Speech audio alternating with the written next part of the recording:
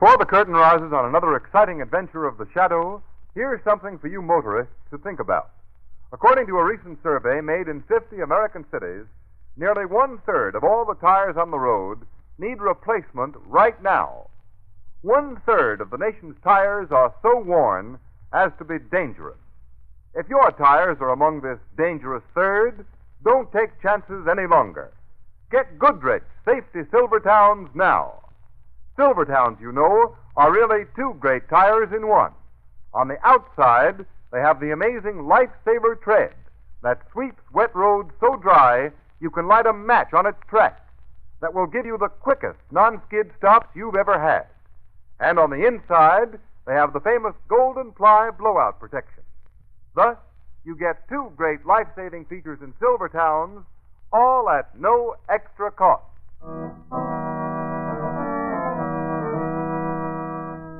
The Shadow, mysterious character who aids those in distress and helps the forces of law and order, is in reality Lamont Cranston, wealthy young man about town.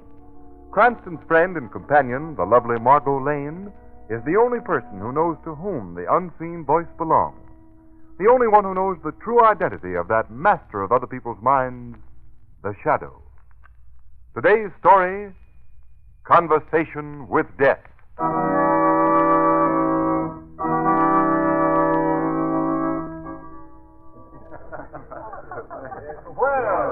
The fair seems to be a popular place tonight. Aren't you folks dancing at all? Cranston, what about you and Margo? You're both beautiful dancers. Well, the choice is with the ladies, John.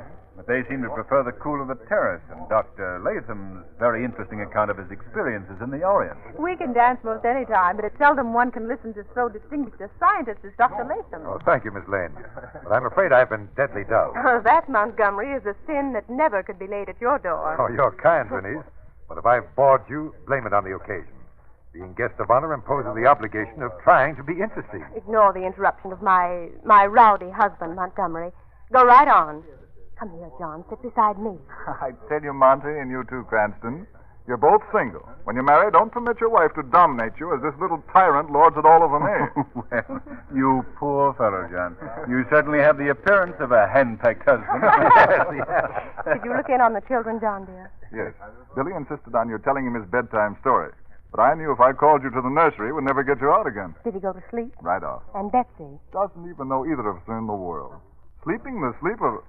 No, I won't be tried. Excuse us, please. Now the most vital part of the Porter household is taken care of. Sorry, go on, Montgomery.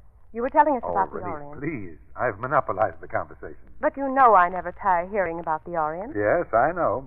I remember I once held the Orient out as a bait to induce you to run off with me. Yes, DJ, before John. Bernice traded that trip to the Orient for a trip to Hoboken. That's where we were married. Oh, really?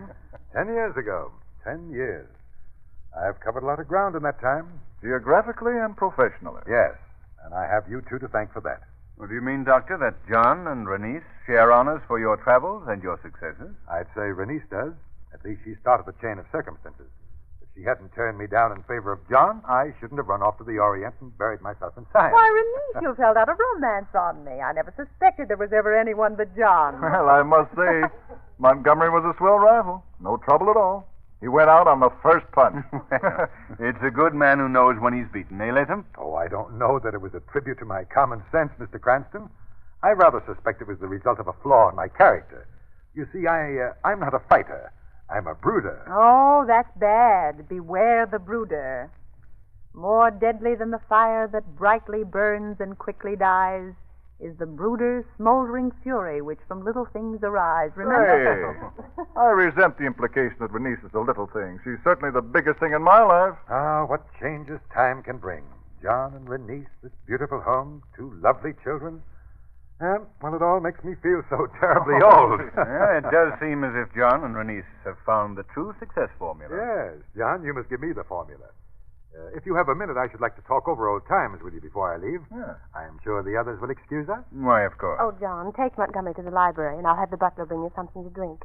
Margot, you and Lamont will dance, I suppose? Yes, Bernice, if I can speak for Margot. Of course you can, Lamont. I was beginning to think I'd lost that fatal fascination. Well, come along then, Montgomery. I've been looking forward to a little gabfest with you. If I may be permitted the role of the fond parent, I'll accompany you as far as the nursery. Always the doting mother. See you later, Margo. Lamont. Yes. Right? Well, Lamont, why so pensive? I'm thinking, Margo, of that little jingle you recited. More deadly than the fire that brightly burns and, how does it go? Quickly dies is the brooder's smoldering fury which from little things arise. Yes, that's it. Silly little thing. Yet it's not without truth.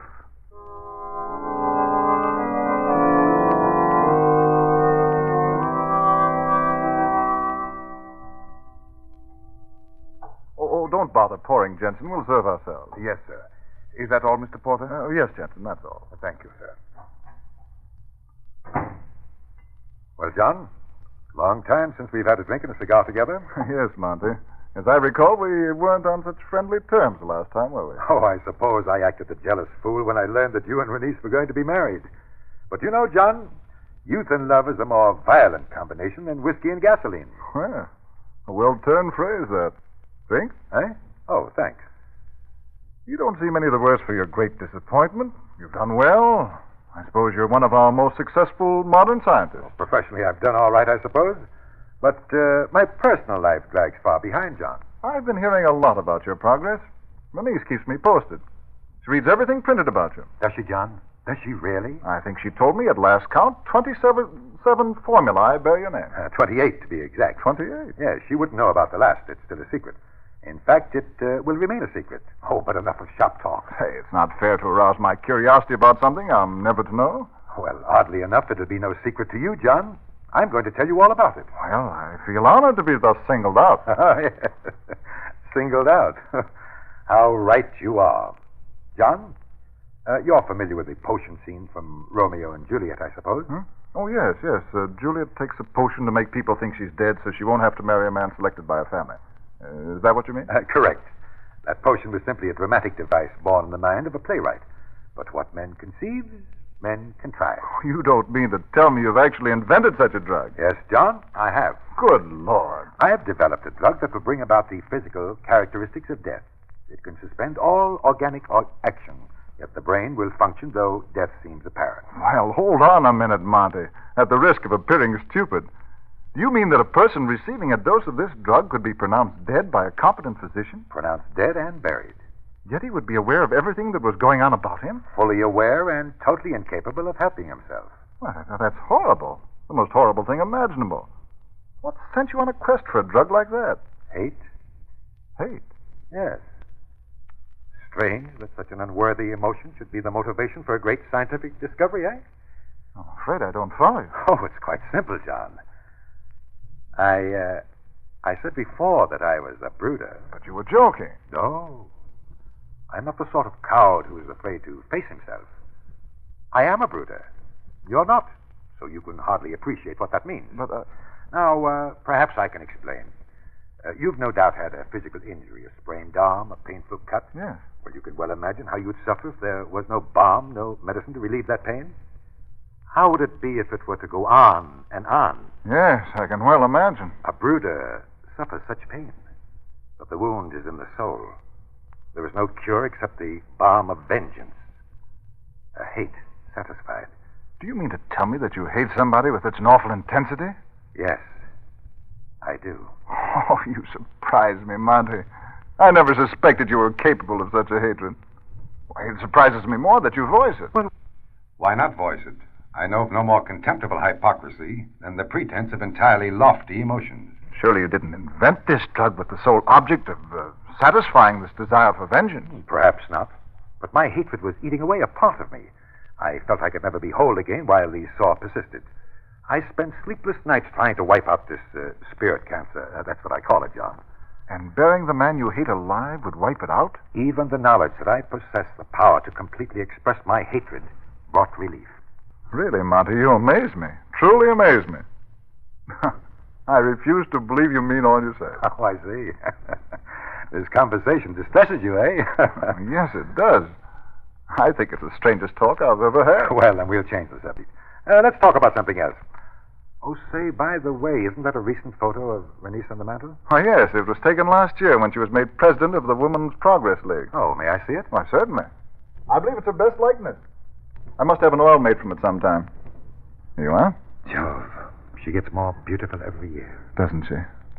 I know I'm the luckiest man in the world having a wife like Renice. Yes, John. You've been fortunate. Most fortunate. Oh, the picture hardly does her justice. No picture could. Well, shall we drink up? Here's to her. To her. We let our drinks get warm. I'll pour another. Oh, no, never mind. This one is quite adequate. Quite. Mine tasted rather bitter. Oh, perhaps you're not accustomed to that particular brand. No, that's hardly the case. Oh, I suppose I can't stand these late hours as I once did. Monty, I think I'll... What's the matter, John? I don't know. The glass just dropped from my hand. Perhaps you'd better sit down. Yes, Monty, get a doctor quick. I can't move. I'm paralyzed. Yes. Yes, John, you're paralyzed. And no doctor can help you. Your body will assume the characteristics of death, and I will be a whole spirit again. A drink. You drugged it when I went to get Renice's picture. Yes. You permitted yourself the stupid conceit that nobody could hate you. But I do. I've hated you with an intensity that threatened to consume me ever since the day you married Renice. You're mad, Montgomery. No sane man could do this. I'm free. Free for the first moment in years. My 28th formula will destroy you, John Porter, and I'll have nothing to hate anymore. For Renice's sake, Montgomery. She loves me. You can't do this to her. Soon she'll recover. I will help her through her grief, and I'll reap the reward of a consoling friend. What do you mean? Renice will be my wife. Never. Never. You took her from me, now I take her back. That's the end, John Porter. Your heart will soon stop. You'll be pronounced dead. You'll cry out, but your voice will only be heard by yourself. And then you'll be buried. Alive. Oh, good God. Help. There is no help for you. Renice, please. Already your voice grows weak. Now the heart. That is the end, John Porter. Now you shall be a helpless witness to your own funeral.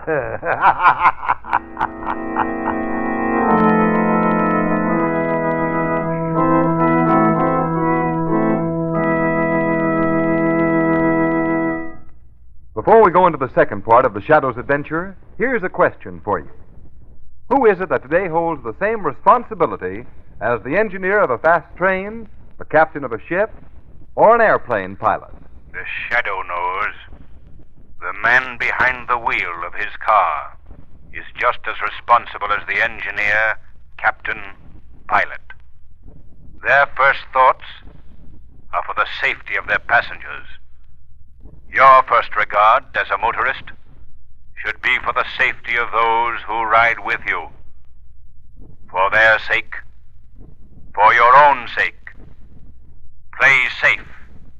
It pays. And remember, motorists, safe motoring begins with safe tires. Switch to Goodrich Safety Silvertowns now. Silvertowns, don't forget, are the only tires in the world with the amazing Lifesaver tread. The tread that sweeps wet roads so dry you can actually light a match on its track. Yes, this tread actually dries wet roads. Stops you quicker, safer than you've ever stopped before. And more. When you put Silvertowns on your car, you not only get the greatest skid protection ever offered, you also get the blowout protection of the famous Golden Ply, both at no extra cost.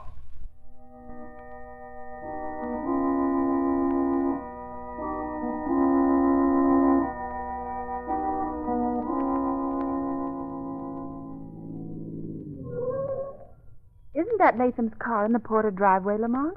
Well, yes, it is, Margo. And there's still a light in the room where John's coffin is.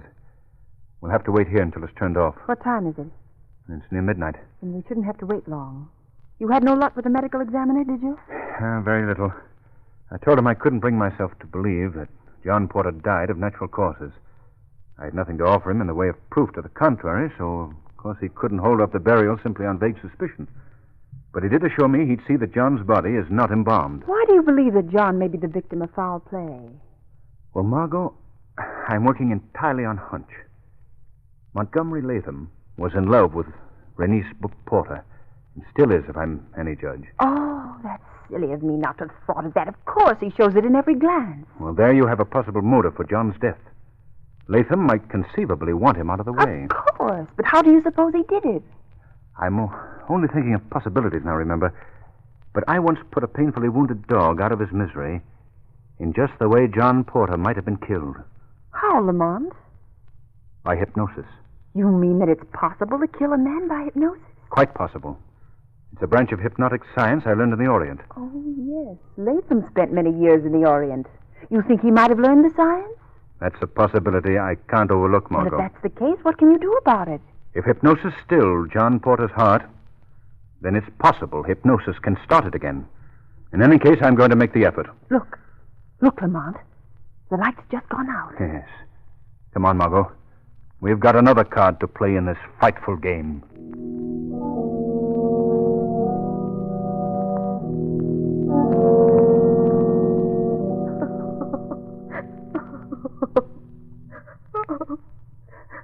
Oh, I just can't believe it, Montgomery. John dead.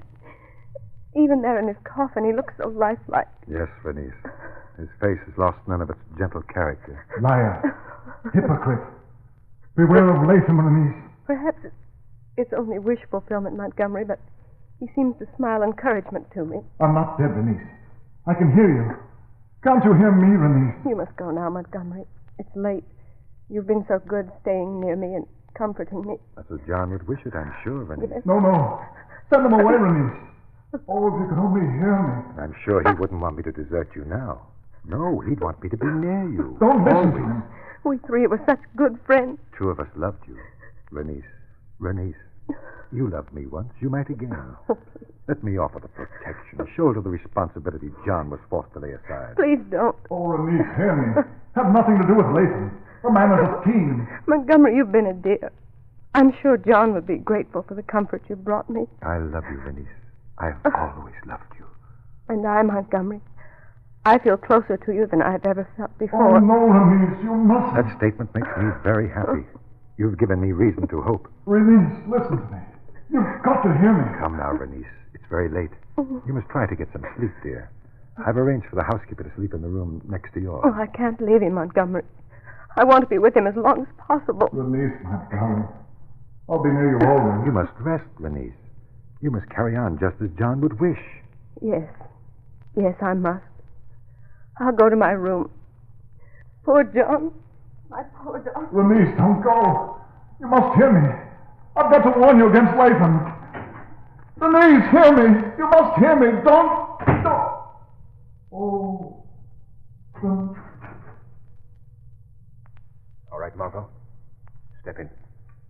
They're gone. You're not afraid, are you? No, John was our friend. Why should I be afraid? I'll need your help. Take his hands in yours while I open his eyes. All right, Lamont. You got it? Yes, Lamont, I've got it. Now place your finger on his pulse. Be on the alert for the slightest beat. Yes, I will. Good girl. Now we'll see if the art of hypnosis has anything to do with John's condition. John Porter, you must heed me and act as I command. Yes, help me. You are not dead. No. You sleep under an influence which I will destroy. As I speak, the blood flows through your veins. Your heart takes strength as I will it. And now it begins to beat. Beat. Beat. Beat.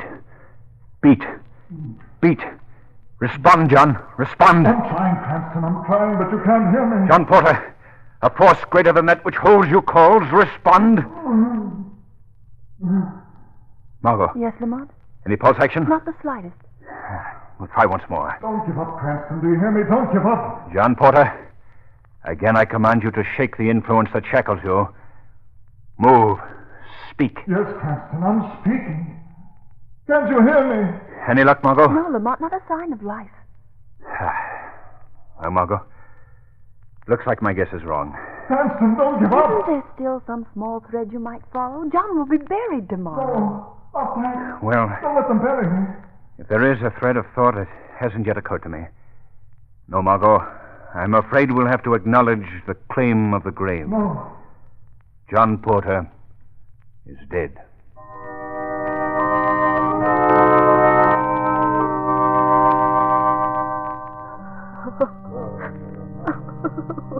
Into your hands, O Almighty Father, we commend the soul of John Porter. Have mercy on him and succor his grieving widow.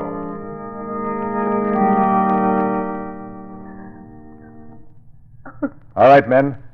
Lower the casket. John. Oh, John, darling, I don't want you to go. I don't want to live without you. Oh, Release, please. You mustn't give away, dear. Can't anybody hear me? Bernice, Latham, mercy. All right, men. Fill in. Bernice, don't let them bury me. Bernice. No, no, please. Somebody hear me. Help me. Don't let them bury me. Help me. Don't. Listen to me. I'm not dead. I'm alive. Do you hear? I'm alive.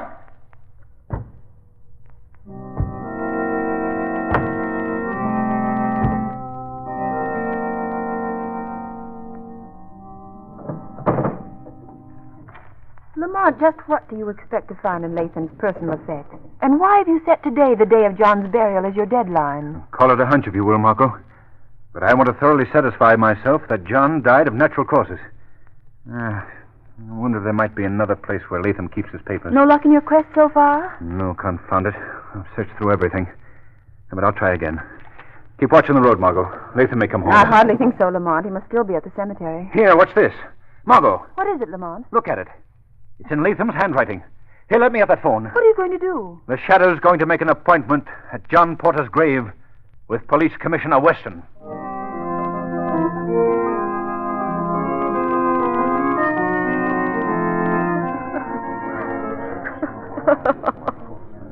Come along, Release. There's no use standing here staring at John's grave. We must go home. There is no home now. Mrs. Porter, may I offer my deepest condolences? Thank you, Reverend Houston. God bless. Why, what does this mean? Who are these men that drive so fast into a cemetery? Why, it's the police. Police? Come along, Release. You mustn't be exposed to more excitement. Montgomery, wait. Hold on, everybody. What does this mean? Don't anybody leave here. Commissioner Weston. What is the meaning of all this? I don't know, mister, but I expect I will in a minute.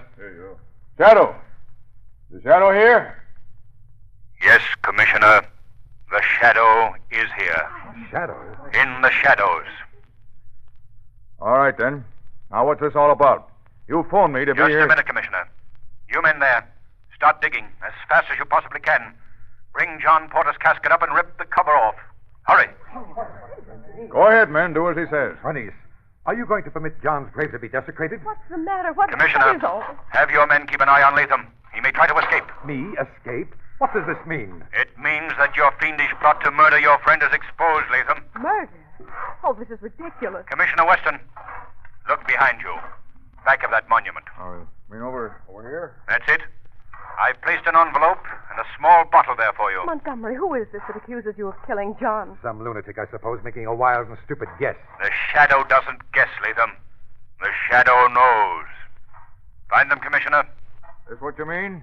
Yes. That envelope contains a document describing a drug that Latham gave John Porter. What?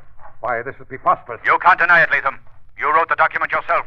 It's in your handwriting. Release, don't listen. The man is mad. Go away. Don't touch me. What's in the bottle, Shadow? That's the antidote.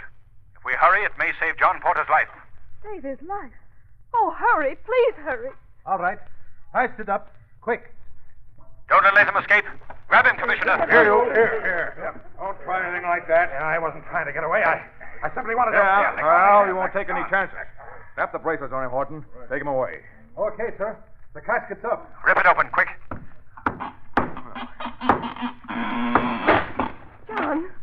John! Now, Commissioner, pour the contents of that bottle into John Porter's mouth. Right. Here, lend a hand here, somebody.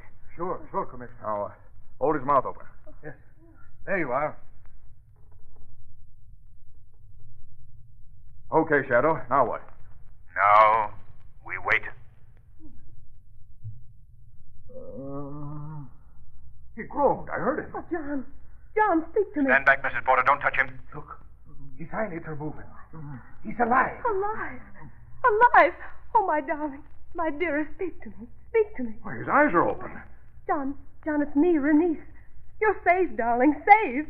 Renice, Yes, John. What is it?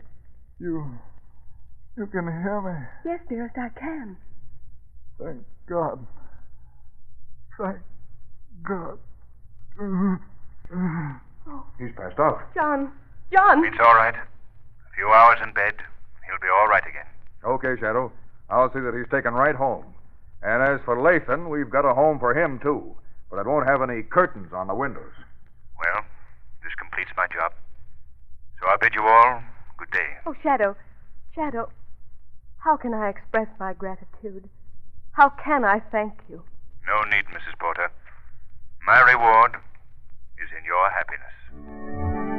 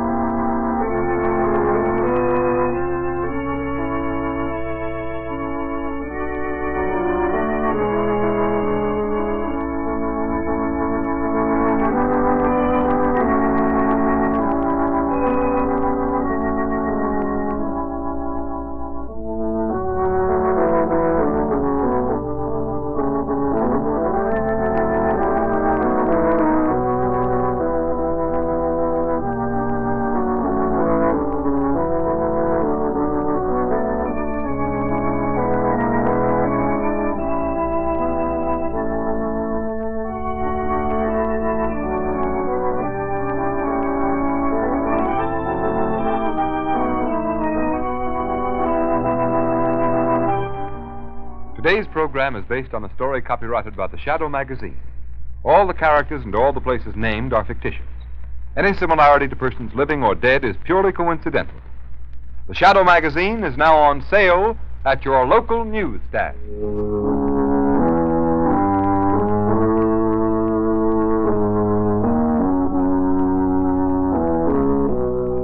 The weed of crime bears bitter fruit. Crime does not pay.